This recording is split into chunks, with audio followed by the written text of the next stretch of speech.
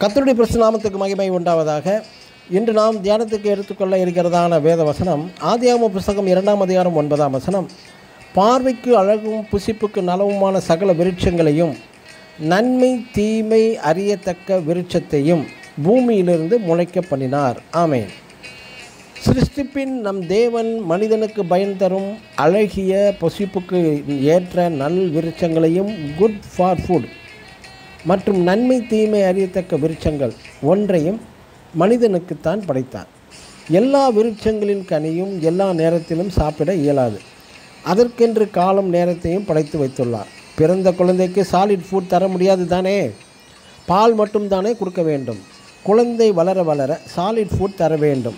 Apple மாதுளை பழம் பார்வைக்கு அழகாக இருக்கிறது என்று புசிக்க கொடுக்க முடியாது. அந்த குழந்தைக்கு இப்பொழுது தர வேண்டாம். குழந்தைக்கு உடனே 10ஆம் வகுப்பில் தேர்ச்சி பெறவும் முடியாது.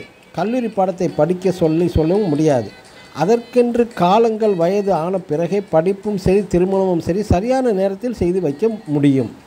ஆகவே தான் தேவன் நன்மை தீமை அறியத்தக்க கனியை ஆதாமுக்கு இப்பொழுது சாப்பிட வேண்டாம் என்கிறார் சிருஷ்டிப்பின் தேவன். ஆதாம் முதல் இன்று வரை பரீட்சைகளையும் சோதனைகளையும் அனுமதிக்கிறார். சோதனையை அனுமதிப்பதும் தேவனே. அவற்றிலிருந்து வெற்றி பெறவே நாம் போராடி ஜெபிக்க வேண்டும். படிப்பதற்கு பாடமே இல்லாமல் பரீட்சையே இல்லாமல் எப்படி பாஸ் ஆக முடியும்? அடுத்த வகுப்பிற்கும் நாம் செல்ல முடியாது என்பதுதான் சட்டமும் கூட. ஆனால் முதல் மனிதன் ஆதாம் தேவ சட்டம் தேவ திட்டத்தை மீறி தேவனுக்கு கீழ்ப்படியாமல் தனது மனைவியாகிய ஏவாளுக்கு கீழ்ப்படிந்து நடந்துவிட்டான்.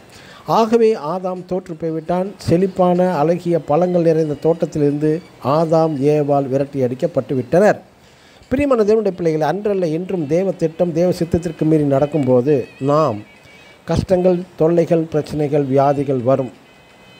தேவன் அனுமதித்து தான் இவைகள் வருகிறது. ஆமென். God bless you.